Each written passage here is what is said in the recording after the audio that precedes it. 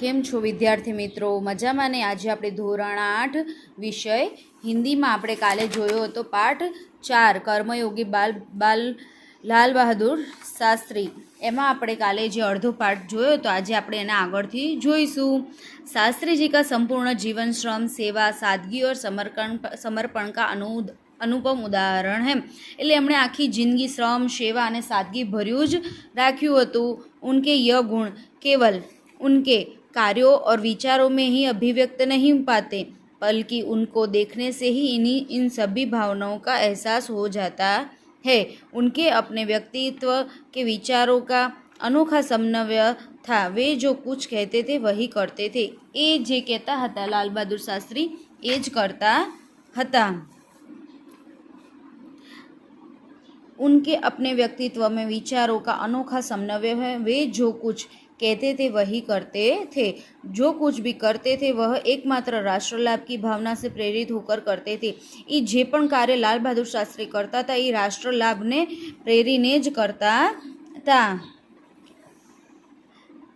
मुझे लगता है कि यह उनके चरित्र की एक बहुत बड़ी विशेषता थी, जिसके कारण देशवासी उन पर इतना अधिक विश्वास करते थे और उन्हें चाहते भी थे। पंडित नेहरू की समृद्ध राजनीतिक विरासत को संभालना और उसे आगे ले जाने का काम कठिन नहीं था, लेकिन देश ने उस समय यह साफ साफ देखा था कि उसे संभालने की ताकत शास्त्री जी में ही थी। ए वखते बधी प्रजाए विचार्युं हतुं के साफ साफ एम जोयुं हतुं के देश ने संभाळवानी ताकत शास्त्री जी में ज छे। शास्त्री जी के अपने निर्मल चरित्र और दृढ़ संकल्प शक्ति द्वारा देश की उस आकांक्षा को पूरा किया। शास्त्री जी की एक सबसे बड़ी विशेषता यह थी कि वे एक सामान्य परिवार में पैदा हुए थे। शास्त्री जी की पहली विशेषता यह थी कि सामान्य परिवार में जन्मीने उछरीने मोटा थया हता। सामान्य परिवार में ही उनकी परवरिश हुई और अब वे देश के प्रधानमंत्री जैसे महत्वपूर्ण पद पर पहुँचे, तब भी वह सामान्य ही बने रहे। विनम्रता, सादगी और सरलता उनके व्यक्तित्व में एक विशिष्ट प्रकार का आकर्षण पैदा करते थे।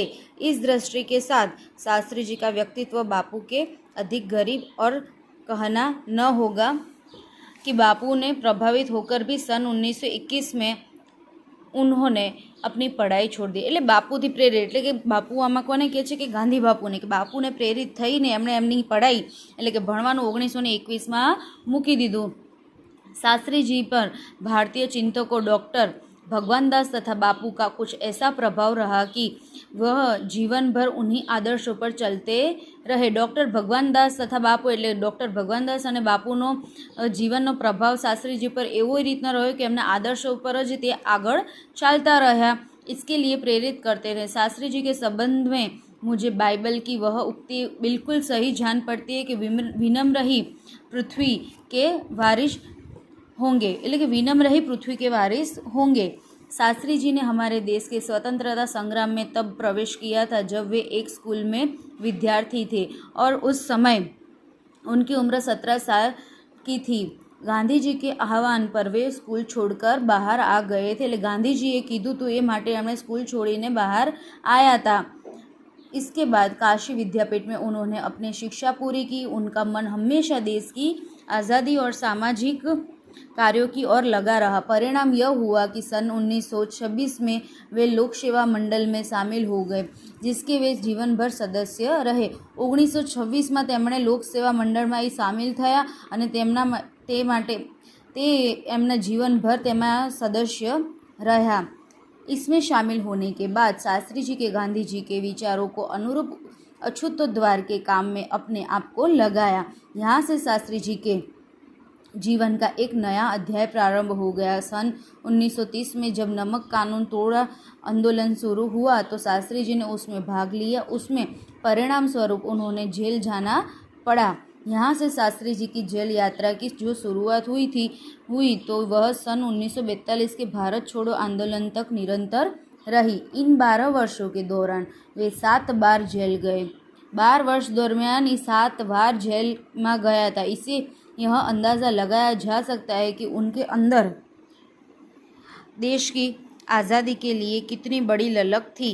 दूसरी जेल यात्रा उन्हें सन 1932 में किसान आंदोलन में भाग लेने के लिए करनी पड़ी।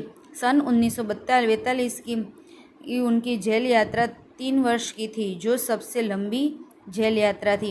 1942 में એમને જે જેલ યાત્રા થઈ એ 3 વર્ષની હતી, જે શાસ્ત્રીજીના જીવનમાં જે સૌથી મોટી હતી. આજે આપણે અહીંયા સુધી જ જોઈશું બાળ મિત્રો.